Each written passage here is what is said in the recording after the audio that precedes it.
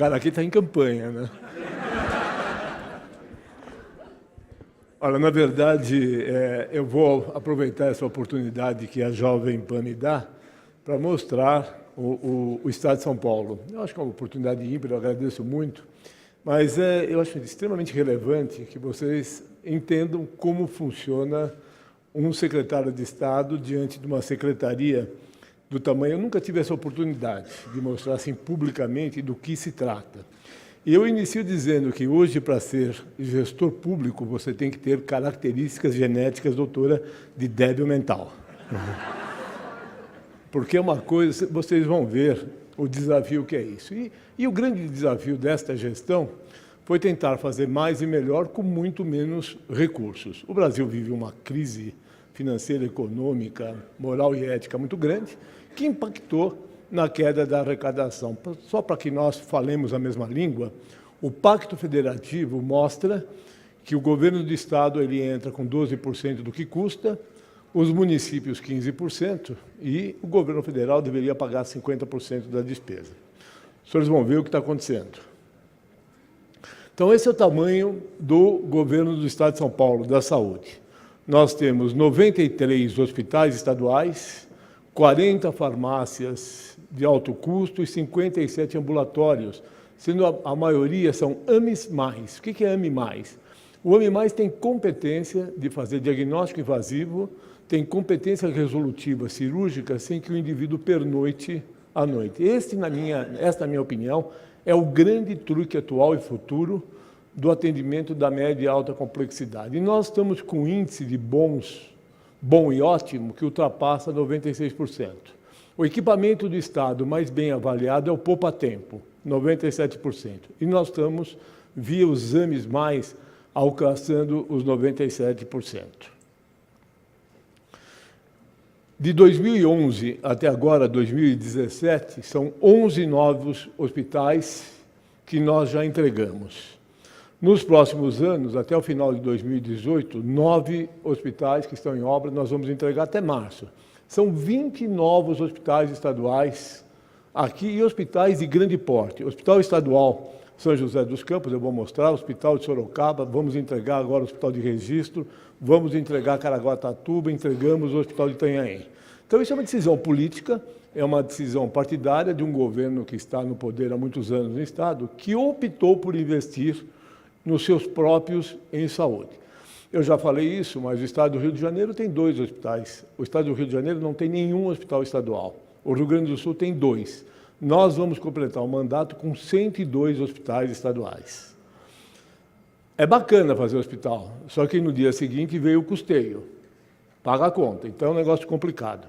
AMIs, na gestão 2011 e 2017, entregamos 21 AMIs, e nós vamos entregar até metade do ano que vem mais 6. Botucatu, São Vicente, São Carlos, Taubaté, Campinas e Avaré. Então, a média e alta complexidade, que é dever do Estado, ela está sendo cumprida através de um atendimento extremamente importante. Entregamos agora Amparo e Taquaritinga. Isso é interessante. Esses novos AMIs e esses novos hospitais gerarão mais 30 mil empregos. Hoje, e o futuro vai mostrar que a grande dificuldade do planeta será gerar empregos. A indústria está robotizada, a indústria está mecanizada, as coisas evoluem. Quem vai gerar emprego é serviço. Então, é uma preocupação do Estado.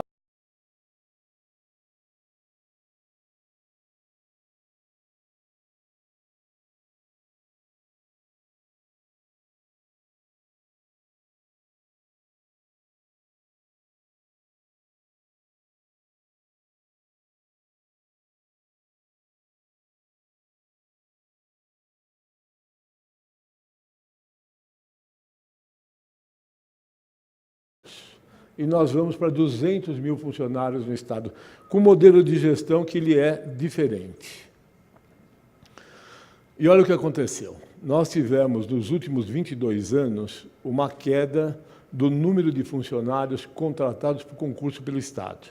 Uma queda que, hoje, nós temos 49 mil funcionários. E não foi só uma decisão do ponto de vista de escolha. Nós abrimos concursos públicos hoje e nós não temos candidatos. Nós não conseguimos contratar médicos anestesistas. Nós não contratamos neonatologistas. Não tem cirurgião cardíaco pediátrico.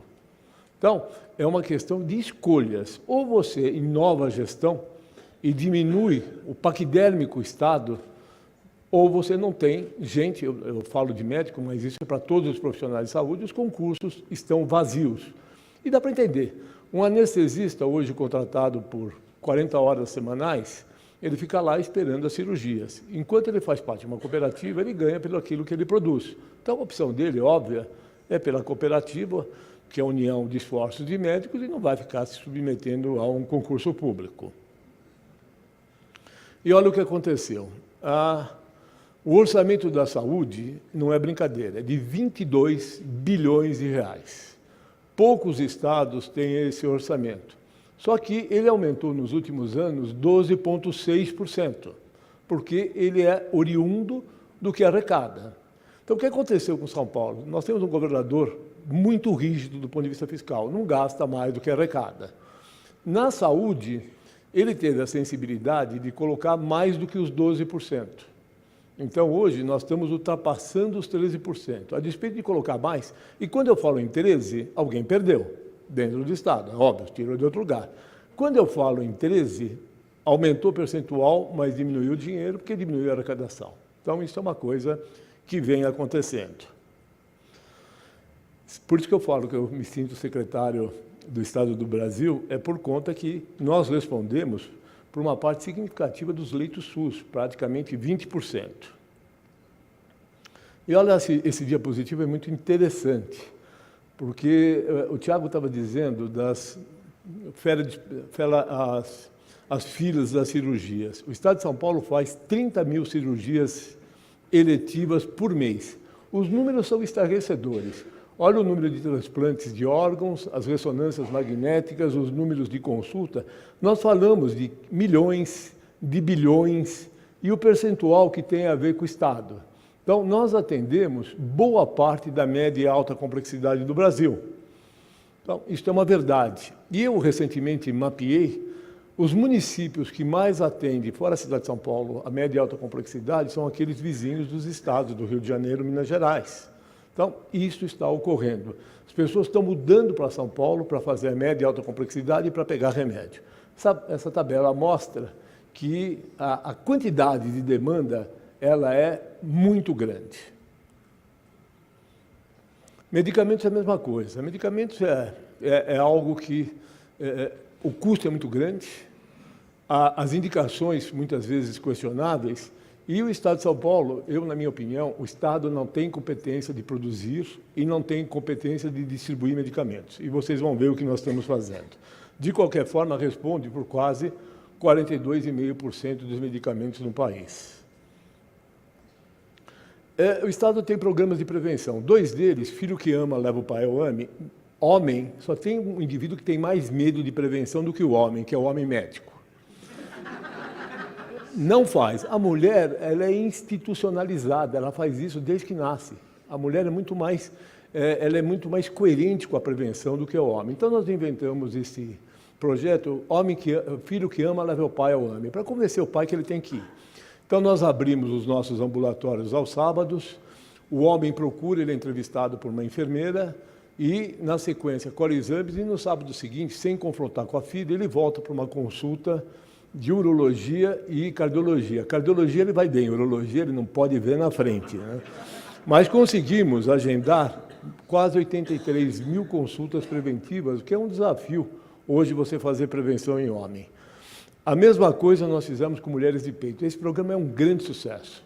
Nós temos 4 carretas percorrendo o estado, são mais de 100 municípios visitados, e é uma procura, ela é proativa, ela oferece à mulher a possibilidade de, no mês do seu nascimento, ano sim, ano não, a partir dos 50 anos, ela sem fila, sem burocracia, ela vai e faz a mamografia. Se for positiva, ela faz ultrassom, se for positiva, ela faz uma punção biópsia. Diagnosticada, ela é encaminhada imediatamente para tratamento. Quimioterapia, radioterapia, imunoterapia ou cirurgia. Nós conseguimos 1.700 encaminhamentos de mulheres que não teriam acesso ao programa de prevenção. A nossa rede Hebe Camargo é a rede oncológica, a rede de câncer. Um investimento de 190 milhões, mais de 11 milhões de atendimentos a partir de março de 2013, e nós temos 76 unidades integradas online, distribuindo esses pacientes oncológicos.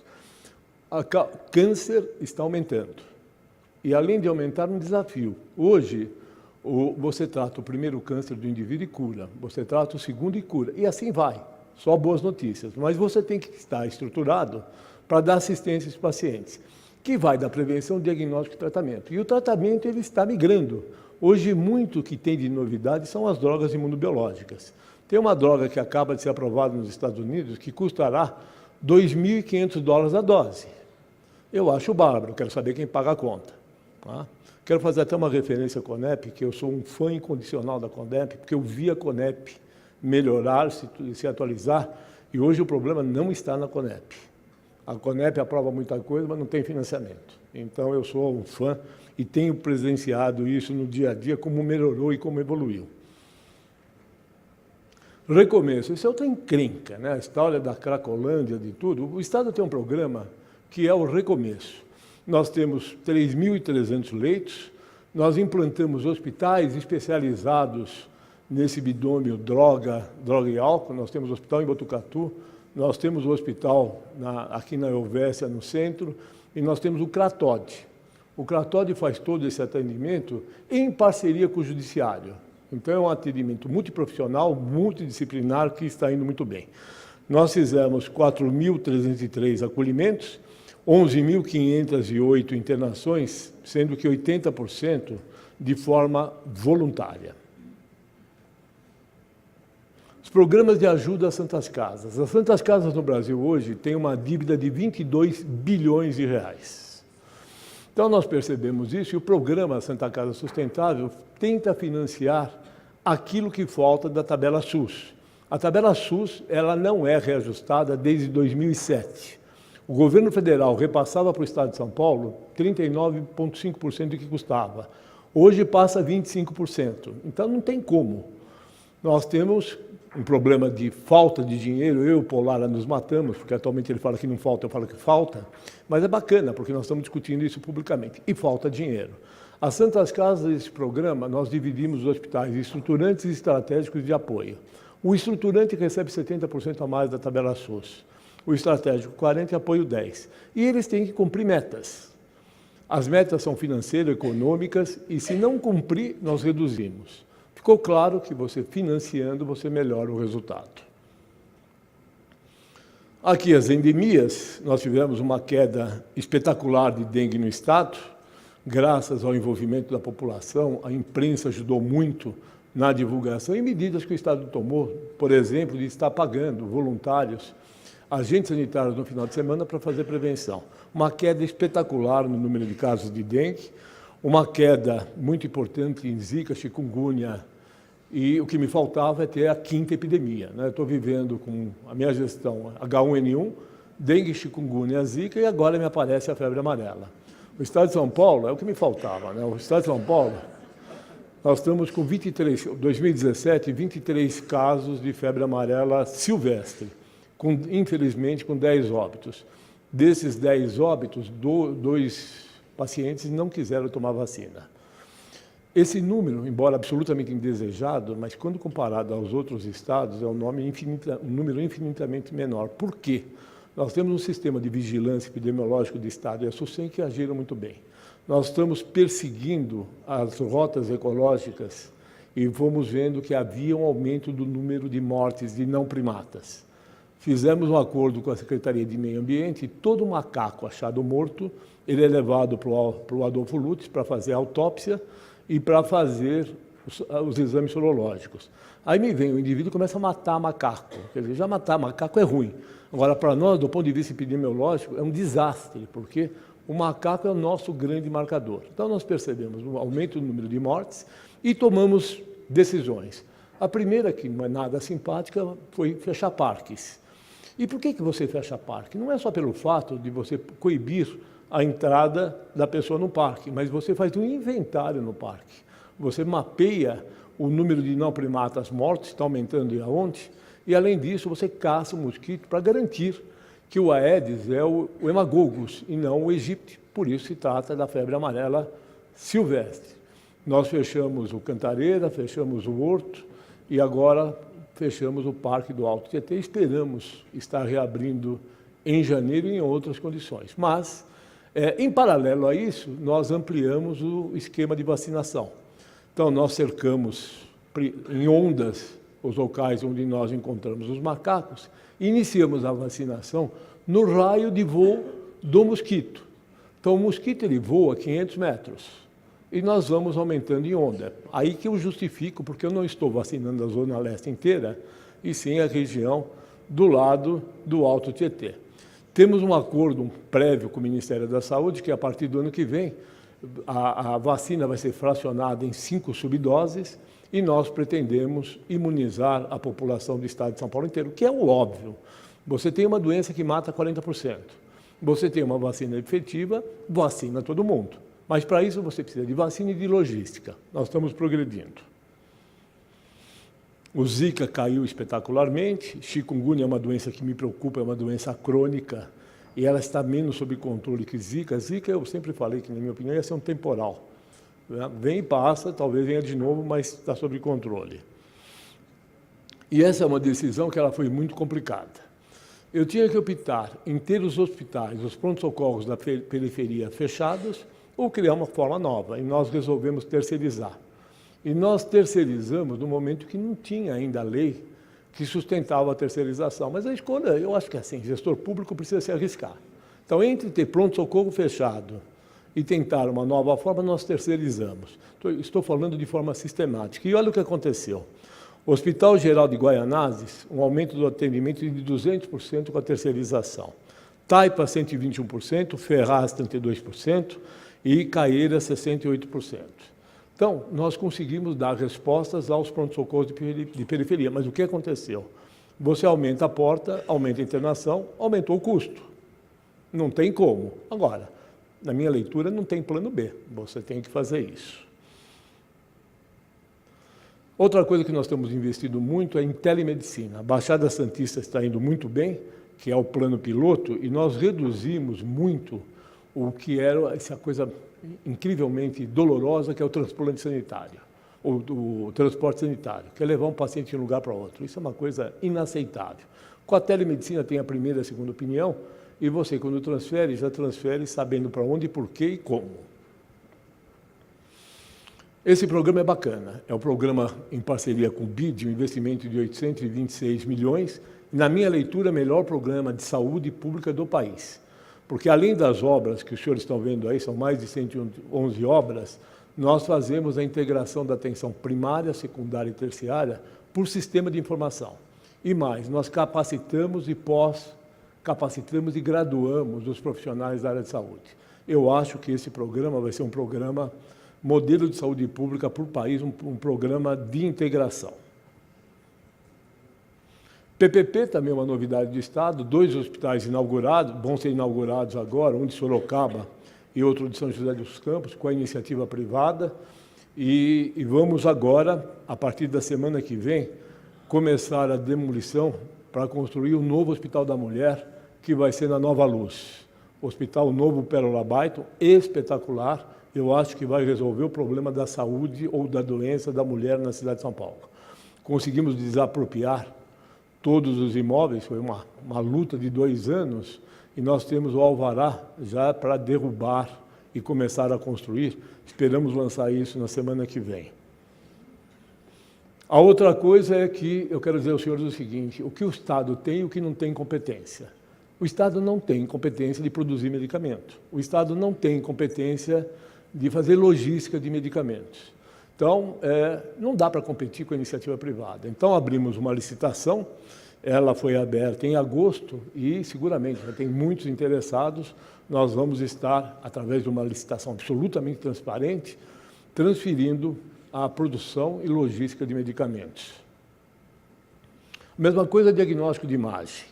Nós temos uma PPP de saúde, para dar resultado tem que ter receita. Essa PPP é um investimento muito grande, 20 anos, 356 milhões, redução de 10% do repasse, E na primeira chamada já haviam 10 candidatos a concorrer a esta PPP. A outra coisa, nós vamos dar um desfecho para uma história que não dá para contar, que nós temos uma fábrica de sangue no Butantã que nunca produziu uma gota de sangue. Aliás, o Brasil não tem produção dos derivados do sangue, importa tudo. Então, nós, uma PPP, nós vamos ter isso aprovado no próximo dia 12, e a ideia é fazer uma PPP, ter um parceiro privado, para desenvolver uma fábrica que está pronta e que precisa ter o seu parque tecnológico atualizado. Pitgov também, soluções, e eu tive uma pergunta que eu não pude responder a respeito do prontuário eletrônico. Então, nós temos metade dos hospitais do Estado já com prontuário eletrônico, e tem esse aplicativo que veio desse Pitgov, que é muito interessante. Com esse aplicativo, o gestor, o médico e o paciente vão ter acesso a tudo que tem a ver com ele, obviamente com todo o sigilo. Então, nós estamos progredindo muito nessa área. Nós estamos modernizando os nossos institutos de pesquisa, graças a uma parceria com a FAPESP, um investimento nosso, 6 institutos. Esse programa eu acho interessante. Nós mantemos o Estado auditado constantemente. Então, a cada mês, eu sorteio 4 hospitais, exames que recebem recursos do Estado. Pode ser hospital beneficente, pode ser Santa Casa, hospitais do Estado, eu sorteio. Então, esses 4 hospitais recebem um formulário que eles têm que ter preenchido e com a documentação atualizada, nós vamos lá e auditamos. Aí o indivíduo fala, me livrei desse pentelho do Davi. Né? Já sai Não, ele pode ser auditado no mês seguinte, porque ele entra de novo para o sorteio. Então, é um recado claro que o Estado fica constantemente auditado. Resolve tudo? Não. Mas, hoje, nós temos como objetivo controlar o custo, o desperdício e, fundamentalmente, o desvio de recursos. Muito obrigado, rapidamente, para mostrar o que é o Estado. Muito obrigado.